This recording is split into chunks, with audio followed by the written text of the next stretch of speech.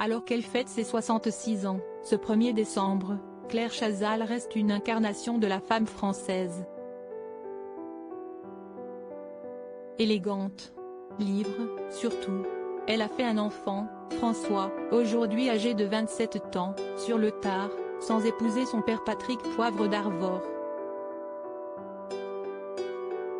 Elle a aimé des hommes plus jeunes qu'elle, sans craindre le qu'un dira-t-on, ni illusion sur ses relations.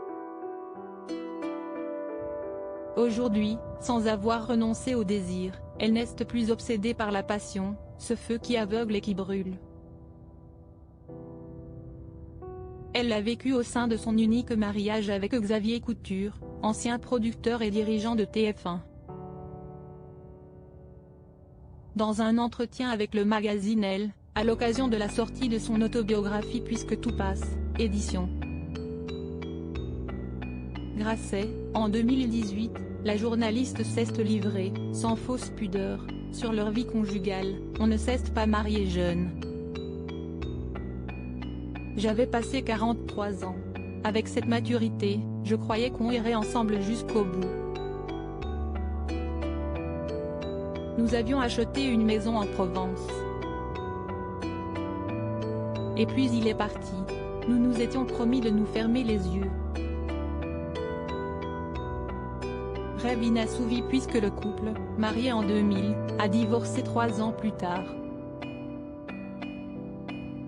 Inspirant à Claire ces quelques lignes dans Puisque tout passe, je n'aimais rien tant que le retrouver de retour d'un après-midi, la peau salée, assoiffée. Nous courions l'un vers l'autre, puis nous rentrions en nous agrippant l'un à l'autre, il en serrait ma taille, il ne reste aujourd'hui plus rien. Aujourd'hui, je peux m'imaginer seule. Je n'ai plus envie de souffrir si l'amour fut un registre fondamental pour elle, la présentatrice du Grand Échiquier sur France 3 estimait encore, auprès de nos confrères du Elle, qu'elle n'était plus cette amoureuse de 20 ans, ni même celle de 40 ans. Elle poursuivait, aujourd'hui, je peux m'imaginer seule.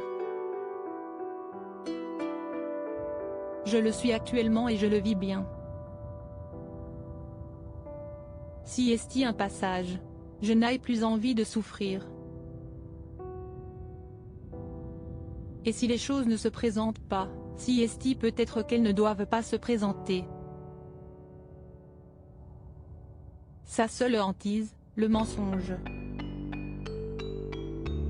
Que l'on a pu se faire à soi-même, aux autres. Ça ne s'efface jamais. Parole de femme. Crédit photo, Cédric Perrin.